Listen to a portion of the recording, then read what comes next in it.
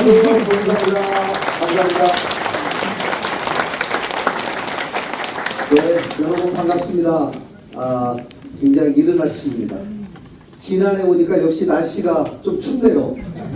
네, 그런데 아까 군수님이 그 말씀 하시더라고요. 여기가 약간 고지대여서 농산물이 굉장히 다른 지역보다 높은 가격을 받고 품질이 좋다. 그래서 앞으로 이 부분을 더 집중적으로 육성하고 농민들 소득을 높일 수 있도록 많은 방법들을 찾고 있다, 이렇게 말씀을 하셔요. 정말 우리가 가진 저의 유전자, 제가 바꿀 수 없지요. 네, 부모님이 주신 거니까. 또 한편으로는 우리 진안군이 가진 지리적 상황을 우리가 바꿀 수는 없지요.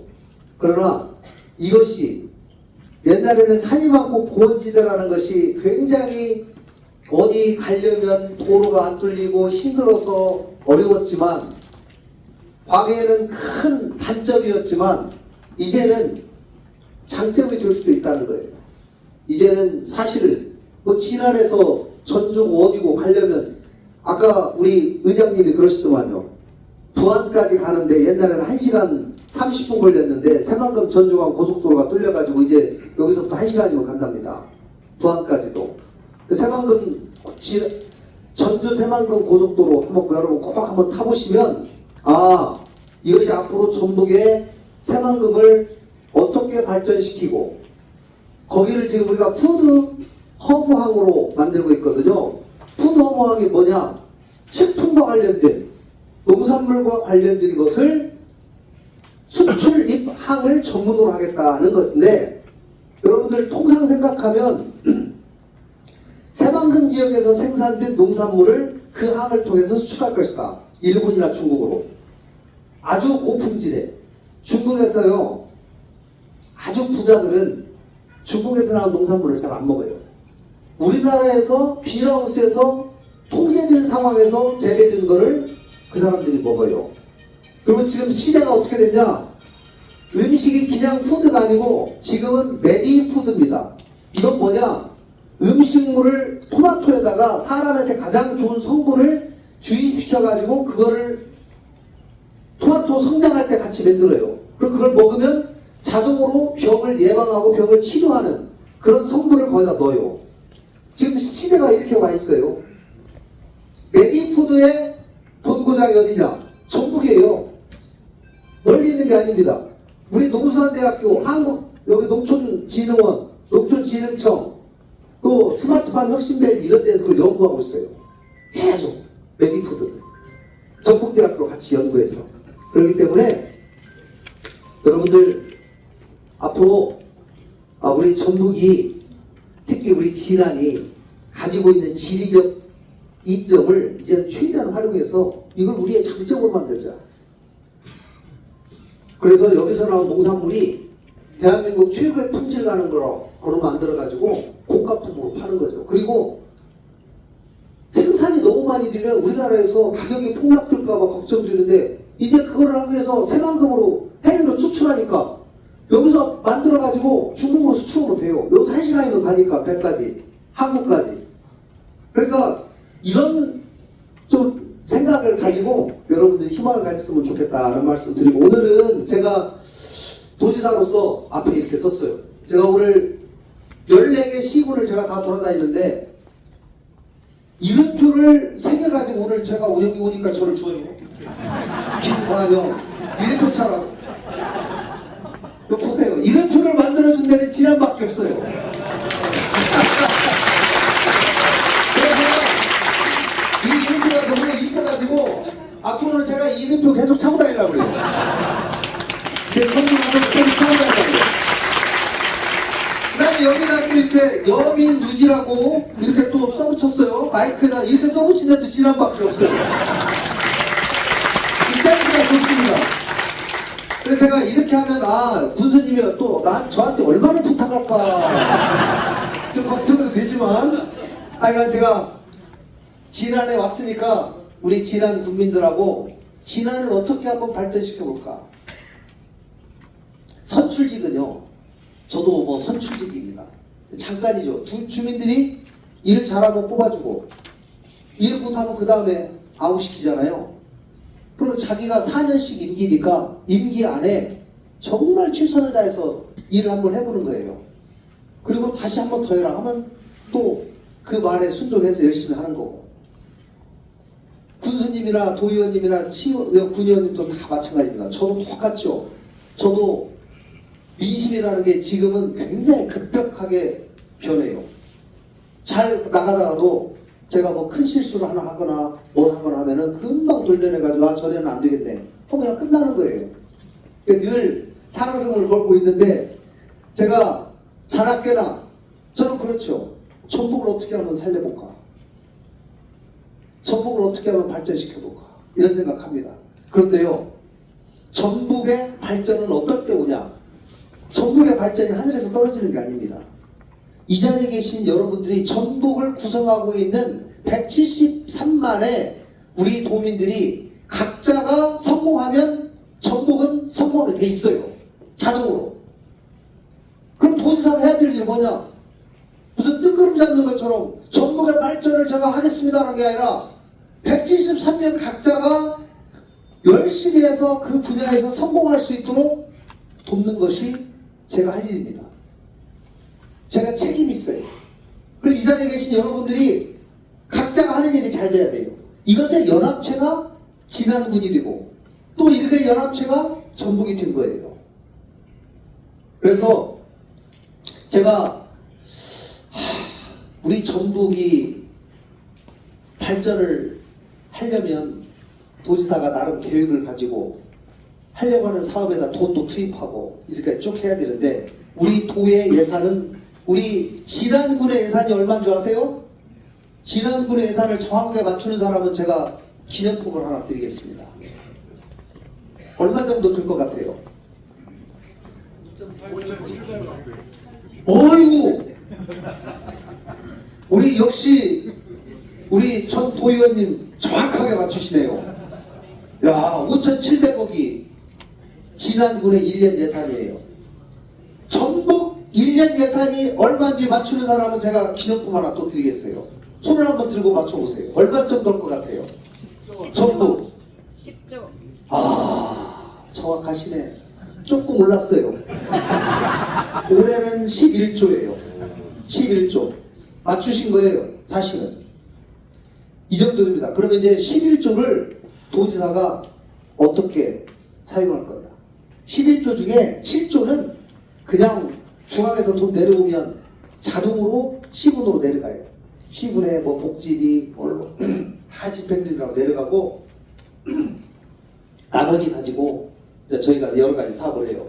근데 제가 전북에 와서 전북을 발전시키려고 하다 보면 전북이 뭐가 장점이고 뭐가 단점이고 우리가 뭐가 약하고 강한지를 분석을 해야 될 거 아니에요. 그래서 제가 분석을 했어요. 그래서 제가 이렇게 나름대로 분석을 했어요. 맞는지 여러분 한번 보세요. 전북에 계신 분들이 인성이 너무 착해요. 그리고 사람들을 돕는 걸 좋아해. 나눠주는 거 좋아해. 남들 앞에서 면전에서 싫은 소리 못해. 사람들이 마음이 약해요. 근데 또 거꾸로 얘기하면 좀 모질지가 못해. 그리고 어떤 일을 할 때 절박하지가 않아. 아니면 될 때까지 끝까지 매달려야 되는데 그게 좀 약해요. 그리고 과감한 도전, 이게 좀 약해요.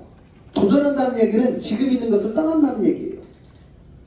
다른 세계로 간다는 거예요. 두렵죠. 새로운 세계를 도전하는데 두렵지 않은 사람 누가 있습니까? 그러나 그 일을 하는 사람하고 이루는 사람하고 이루지 못한 사람의 차이는 두려움이 있지만 과감하게 가는 거예요. 근데 도전하는 일이 성공하려면 세 가지 저는 요건이 맞아떨어지면 도전을 했는데 성공하냐? 실패하냐? 실패할 수도 있죠. 제가 늘 얘기합니다. 우리 전북 사람들은 좀 도전을 합시다. 도전합시다. 그래서 제가 우리 도정의 목표를, 도지사가 하는 목표를 도전하자고 세웠어요. 도전하자. 과감하게 도전하자. 도전하지 않으면 아무것도 누가 갖다 주는 게 없다. 우리가 도전하고, 근데 도전해서 성공하려면 1번 먼저 도전을 해야 돼. 도전장을 내야 돼. 근데 도전만 하면 무모한 도전은 안 되고 2번 치밀하게 계획을 세워서 실천해야 되는 거예요. 그 다음에 세 번째는 절박해야 돼. 이거 아니면 안 된다. 내가 축전하자 하는 절박감이 있어야지 이게 성공이 되는 거예요. 그래서 제가 도지사가 됐는데 우리 도에 1조짜리 프로젝트를 놓고 경남, 충남, 전북이 경쟁을 해요. 세 군데 중에 어디로 가냐. 도지사 되고 나서 한 달 만에 경쟁이 붙었어요. 제가 이거 도지사 되자마자 이거 큰일 났네. 이거 꼭 갖고 와야 되는데. 제가 날 새면서 고민하다가 우리 도청에 있는 국장님이 지사님 이건 이렇게 해갖고 준비해서 며칠 날 발표해서 이렇게 하겠습니다. 제가 들어보니까 내용은 괜찮은데 어느 정도 되는데 충남, 경남하고 붙어가지고 우리가 이걸 이겨보게 하는데 이걸 어떻게 이겨먹나 하다가 제가 고민하다가 도청에 있는 국장이 발표하는 것보다 도지사가 직접 발표하면 가능성이 조금 높아지겠지. 그럼 심사위원들이 조금 이뻐하다고 보겠지. 불쌍하니까. 그래서 제가 직접 발표하겠습니다. 그 전까지요, 도지사가 직접 발표한 일이 한 번도 없어요. 우리나라 전체적으로. 한 번도 없어요. 제가 직접 가겠다고 하니까 그때 국토부인데 국토부가 뭔 도지사가 직접 오냐고 그래요. 직접 갔어요. 가가지고 심사위원들 10명 앉아있는데 앞에서 제가 설명을 했습니다. 이렇게 똑같이 대형 전광판 놓고 10명 앞에서 설명을 하는데 제가 프레젠테이션 하려면 제가 한 20번 연습하고 가요. 30분 안에 딱 해야 되니까 30분에 맞춰서 스탑워치 켜놓고 계속 연습해요. 거기다 맞춰갖고 29분 40초에 맞춰야 되니까. 가서 심사위원들 앞에서 보니까 심사위원들이 어서 뭐 도지사가 나왔네?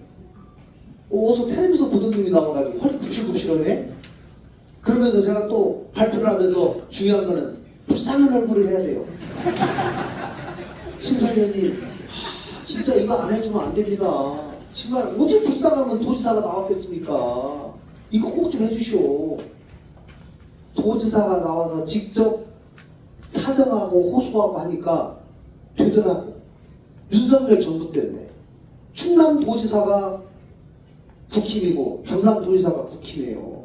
윤석열 정부 때. 그래서 저는 사실 이거 될까? 했는데 되더라고. 그래서 제가 도지사가 직접 나서는 가능성이 확실히 높아지는구나 라고 하고 지금까지 제가 8번을 했어요. 도지사가 직접 나서가지고 큰 프로젝트 8번을 했는데 5승 1무 2패를 했어요. 근데 2패를 한 것에 공통점이 있어요. 이번에 인공태양 1조 2천억짜리 떨어졌다고 여기저기서 욕 많이 얻어먹었습니다. 솔직히 도지사가. 제가 3달을 연습했어요. 갔어요. 3달. 심사위원들 앞에서 인공태양 이제 다 했죠. 이번에는 20분 발표해요. 20분 맞춰가지고 인공태양 이 공부가 전혀 영역이 달라요. 어떤 때는 2차 전지 해야지, 어떤 때는 바이오 해야지, 어떤 때는 이번에 인공태양 해야지. 어려워요.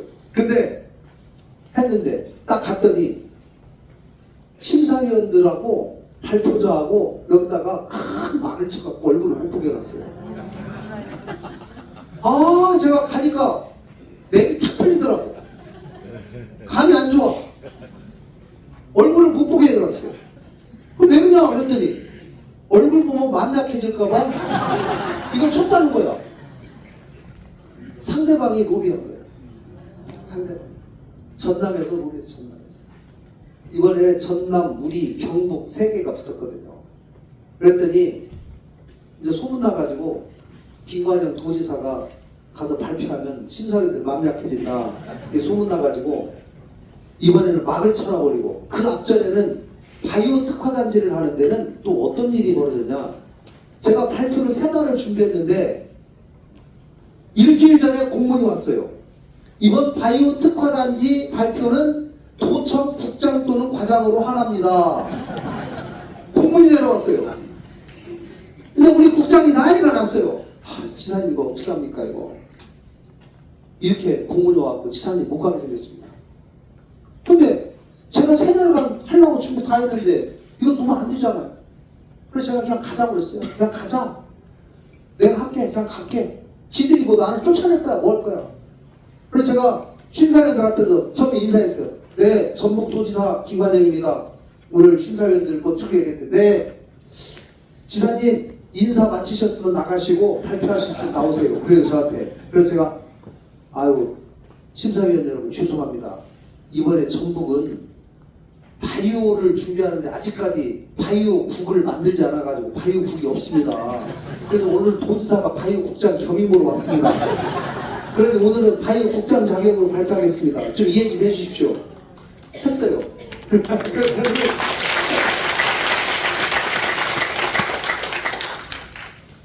진짜요? 그래서 진짜입니다. 제가 발표하겠습니다. 근데 발표하는 건 좋은데 발표만 할 뿐만 아니라 질문 대답도 다 하시오. 저한테 그래요. 아예 알겠습니다. 또 준비 다 해놨죠. Q&A 예상 질문 한 20개 뽑아가지고 열심히 했는데 그 안에서 딱 물어보더라고. 그래서 질문을 잘했어요. 그랬더니 끝났더니 심사위원이 그래요. 과연 바이오 국장 답네요. 그래서 제가 이거 됐구나. 등으로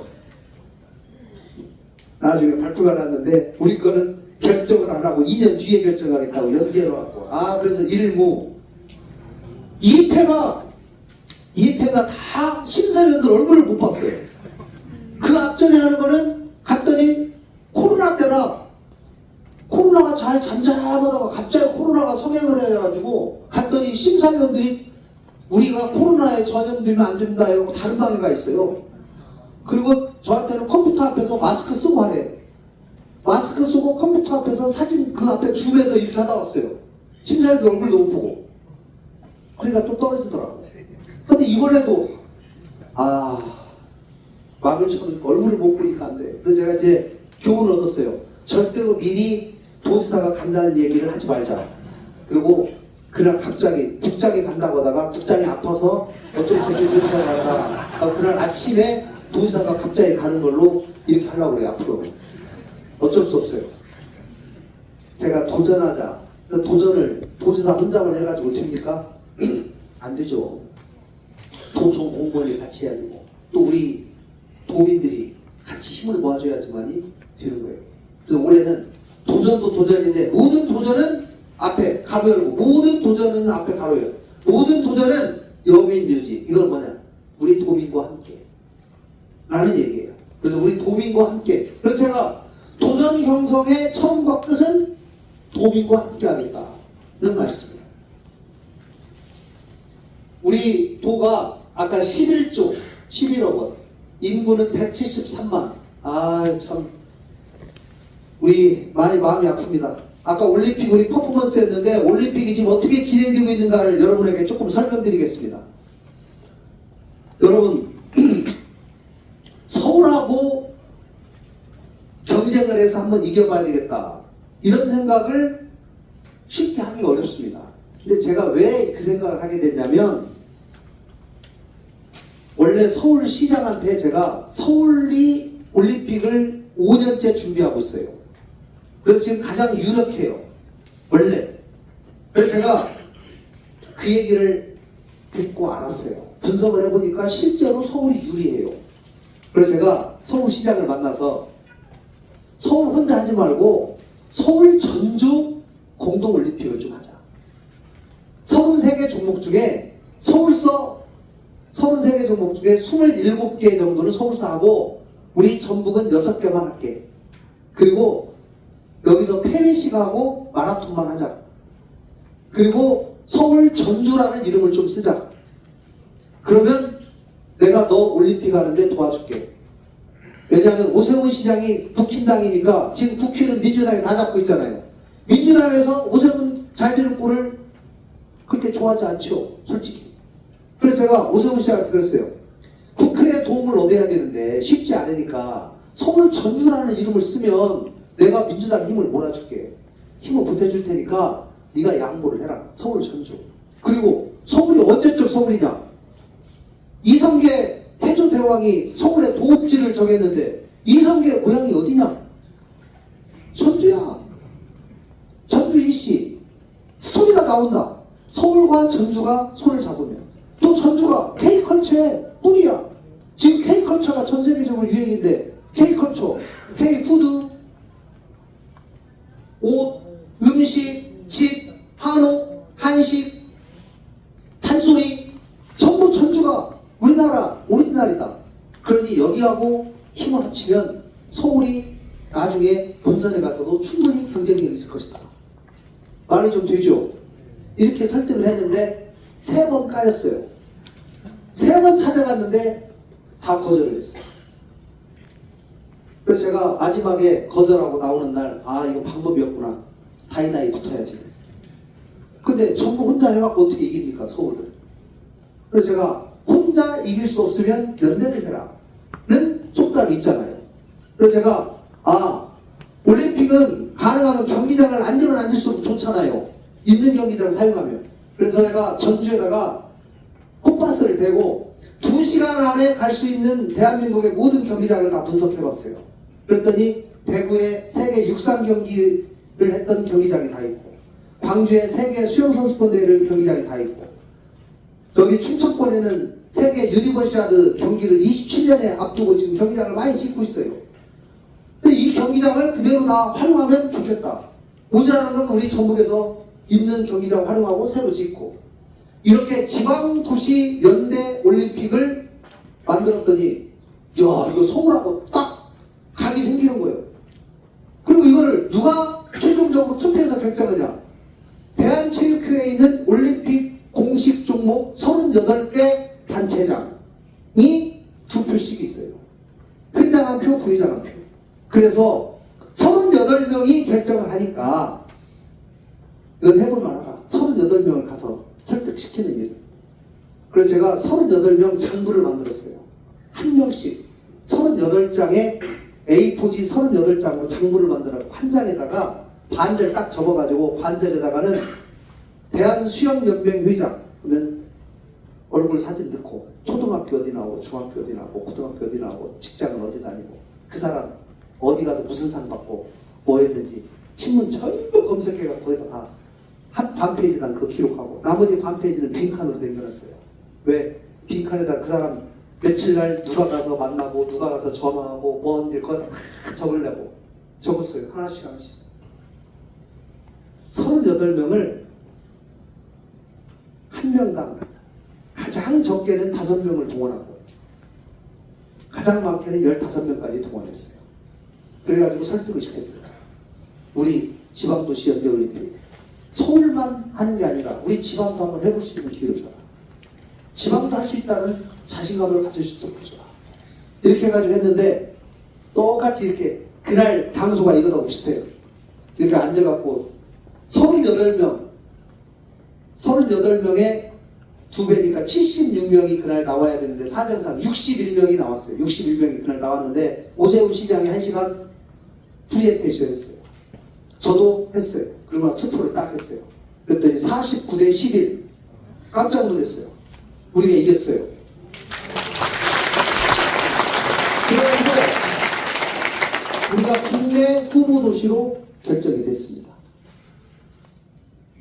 2월 28일 날 일이에요. 작년. 그리고 나서 제가 4월 8일 날 스위스 로잔에 가서 IOC연들 앞에서 전주올림픽에 대해서 설명을 했습니다.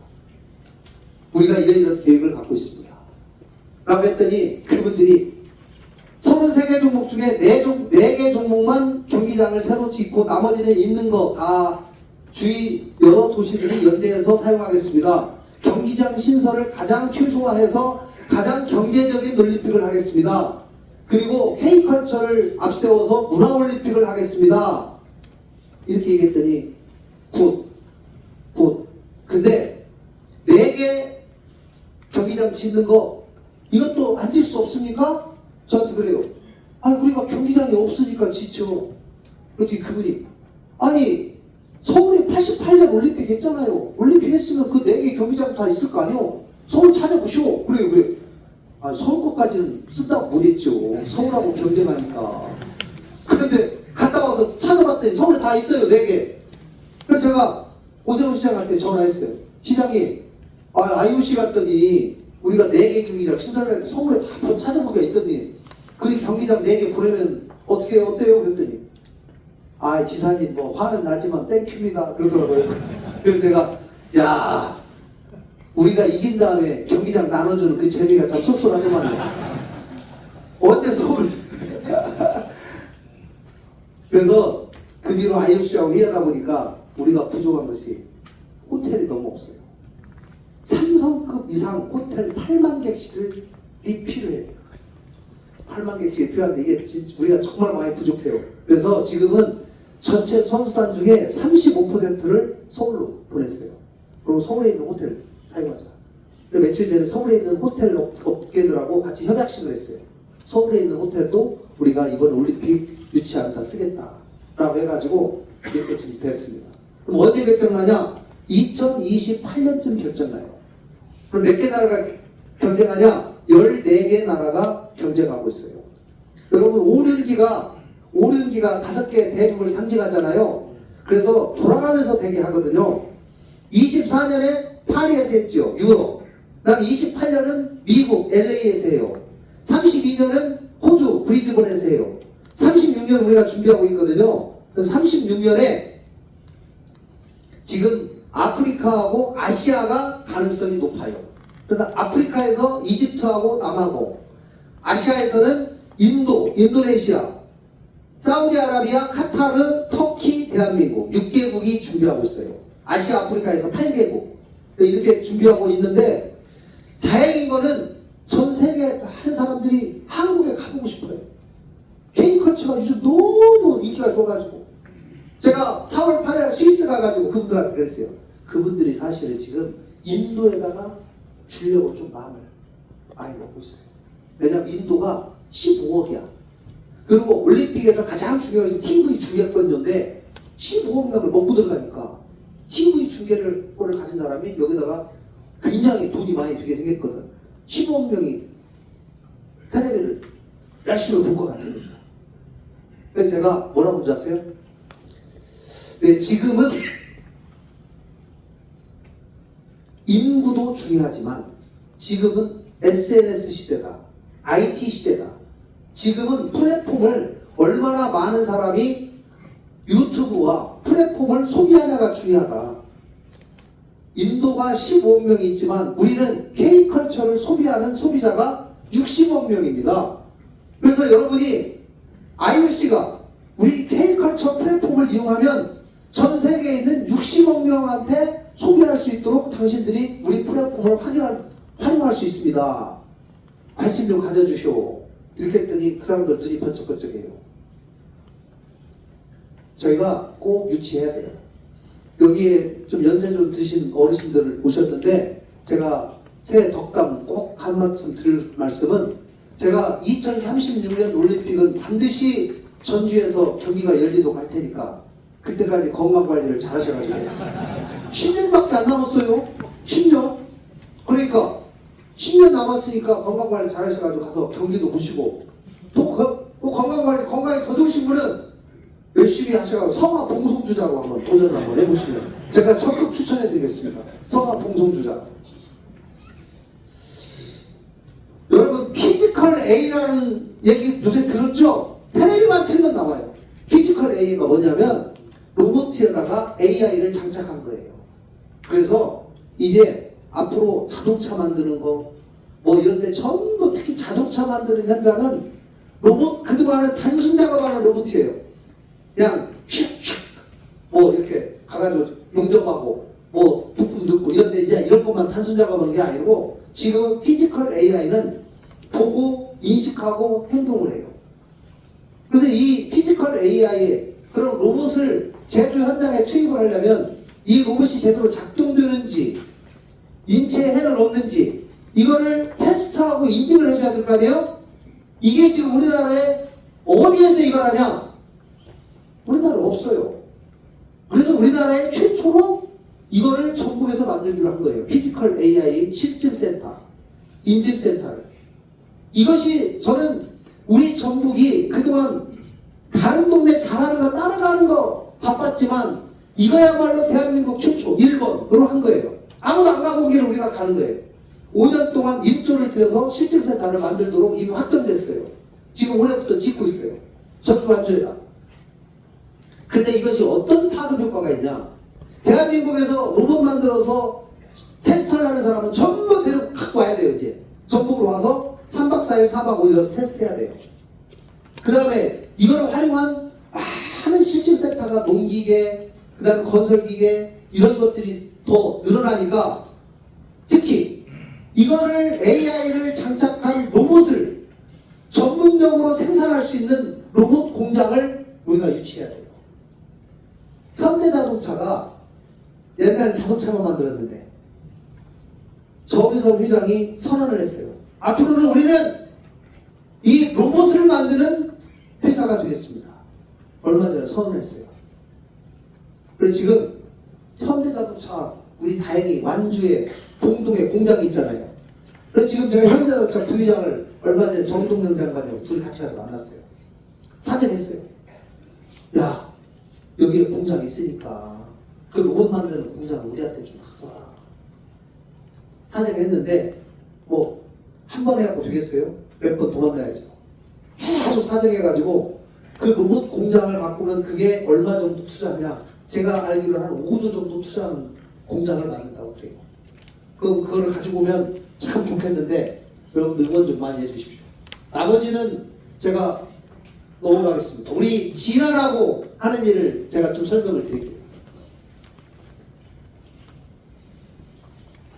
우리 토하고 진화, 우리 홍삼단지에 관련해서 지금 그동안 공공 폐수처리 시설이 부족해가지고 이거를 단지를 활성화하는 데 애로가 있다 이런 말씀들을 많이 주셨는데 사실 우리 안호영 국회의원님이 우리 여기 지역구를 두고 계시고 안호영 의원님이 특히 환경노동위원장 하시다가 또 기후에너지까지 맡으셨어요. 그래서 저는 진안에 너무나 큰 운명이라고 생각해요.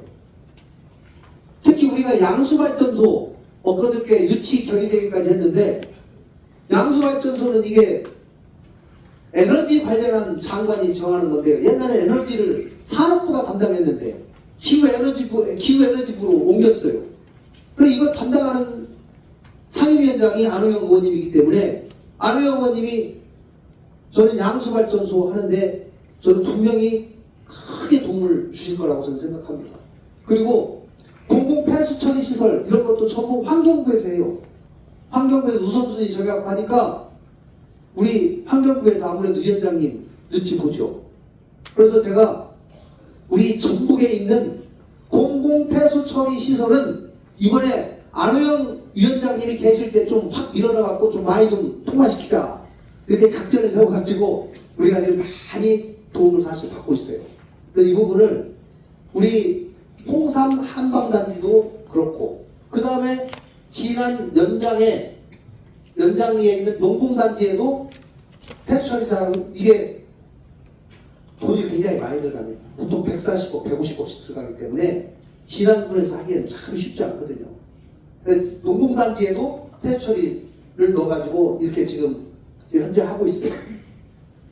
우리가 특히 진안, 장수, 임실, 진안 무주에서부터 진안 완주까지 쭉 가는 지금 캠핑길, 걷는 길을 삼천리길을 만들고 있어요. 삼천리길을 만들면 이거를 만들어 놓으면 이제 사람들이 지금은요 여기 와갖고 한 일주일간 혼자 생각하면서 걸어요. 저기 어디예요? 스페인에 가면은 뭐 산티아고 순례길 있죠? 네. 그 사람들이 와가지고 30일 동안 와가지고 배를 메고 계속 걸어요. 고난의 행군이라고 해가지고 자기 스스로를 생각하면서 이렇게 한다. 앞으로 이런 것이 굉장히 유행입니다. 그래서 우리 진안공원을 중심으로 해가지고 진안군의 6개 코스 94km를 순수 도비하고 군비하고 합쳐가지고 지금 이 사업을 지금 하고 있어요. 그래서 이거를 조만간에 되면 아마도 여기도 굉장히 사람들이 상당히 많이 오지 않을까 싶습니다. 우리 지난해 여러 사업들이 진행되고 있습니다. 저는요, 가장 중요한 건 우리 아까 말씀드린 우리 농산물, 우리 지난해 장점을 가장 잘 살릴 수 있는 그런 산업을 택해서 그런 사람들을 유입하는 전략을 해야 되고, 우리 기존에 농사 짓는 분들도 저는 새로운 농법과 새로운 스마트팜이나 이런 거에 과감하게 좀 도전을 하셔가지고, 나이 제가 70이 넘으신 분한테는 도전하라고 하지 않겠습니다. 농사에 관해서. 왜? 그때 되면은 사실은 리스크가 좀 있고, 나이가 드셨는데 그때 새로운 일을 벌여놓으면 또 조금 그러니까, 기간이 짧으니까. 근데 70 이하에 계신 분들은 사실 도전해야 돼요. 과감한 도전. 요새 아까 예를 들어보니까 지난해 백운 고추가 요즘 비닐하우스에서 생산된 백운 고추가 계약 재배해가지고 엄청나게 팔리더라. 고가에. 없어서 못 판다. 아까 우리 의장님 그러시더라고. 그러면 해야 되는 거예요. 하자는 거예요. 그런 것도 과감하게. 또 어디 가니까 상추를 집단으로 하는 스마트팜을 했는데 작년에 매출 한 40억 했는데 올해 한 80억 한답니다. 예상한답니다. 그것도 없어서 못 판대요. 그러니까 그런 우리 지난해에서 농사 짓는 사람들이 성공 사례가 나오면 얼마나 좋겠어요. 곳곳에서. 그런 것들이 성공 사례가 자꾸 축적이 되면 사람이라는 게 그래요. 자, 옆에 있는 사람이 성공을 해요. 그러면 사람이 무슨 생각이 드냐면 저 사람 나보다 뭐 대단하게 특출난 것도 없는데 저 사람도 되네? 내가 못할 게 뭐야? 나도 한번 해보지. 이렇게 되는 거예요. 옛날에 고시공부가 그래요.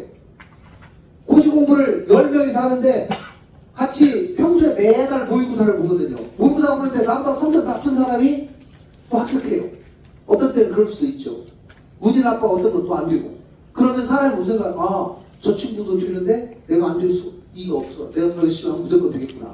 이 자신감이 생기는 거거든요. 그래서 이런 자신감과 성공 스토리가 우리 집안에 확 퍼져야 돼요.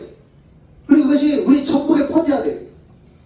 전북에는 자신감과 도전과 자신감, 성공, 이게 저는 가장 중요한 덕목이라고 생각하고, 여러분들 앞으로 우리 진안군이 우리 용담댐 건설하는 과정에서 아픔이 있고 또 여러 가지로 힘든 것 제가 잘 알고 있습니다. 그러나 제가 지금 진안군 출신, 부기면 출신 김종훈 부지사하고 짝꿍이 돼갖고 지금 4년째 일하고 있어요. 부지사. 근데 누가 그래요? 지금까지 어떻게 부지사를 4년이나 시키냐. 한 1년이나 2년 오면 가려야지. 그래요. 그래서 제가 그랬어요. 근데 김종훈 부지사보다 일을 더 잘하는 사람 있으면 좀 소개를 시켜주셔. 그런데 그 사람으로 가를 테니까. 근데 이 양반이 지금 일을 잘하고 있는데 내가 가를 이유가 뭐가 있냐. 이 양반 난 참 마음에 든다.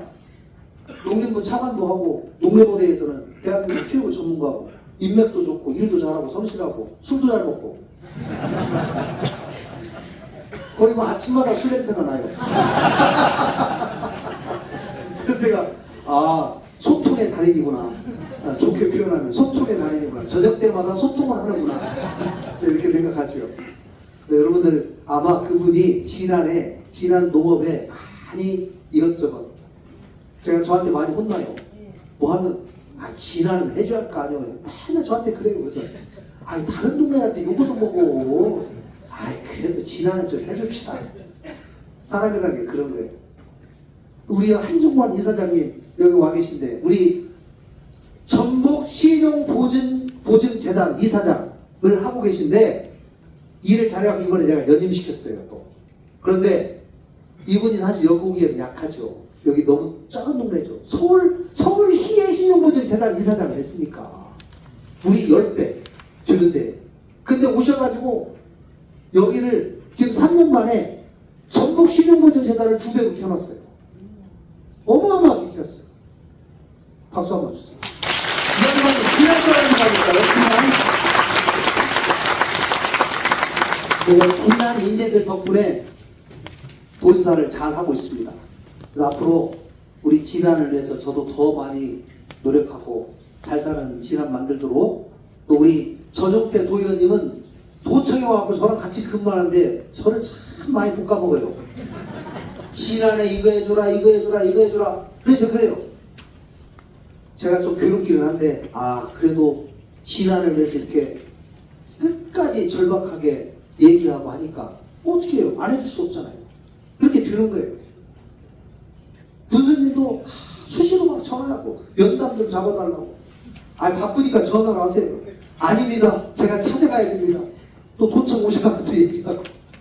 이게 절박감이 있어요.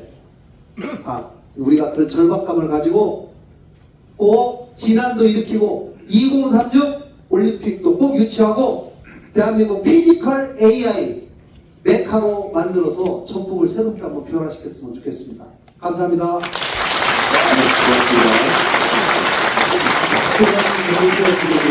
고맙습니다.